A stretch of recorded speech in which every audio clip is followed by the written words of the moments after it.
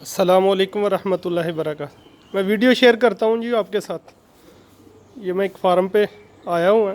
यहाँ जब इनसे गोश्त वगैरह किसी चीज़ की ज़रूरत होती है तो फिर ले लेते हैं यहाँ से, अपनी मर्ज़ी से जानवर ज़िबा करवा लेते हैं और साफ़ करके गोश्त तैयार करके दे देते हैं। इनके सिर्फ आप जानवरों की ग्रोथ चेक करें जी।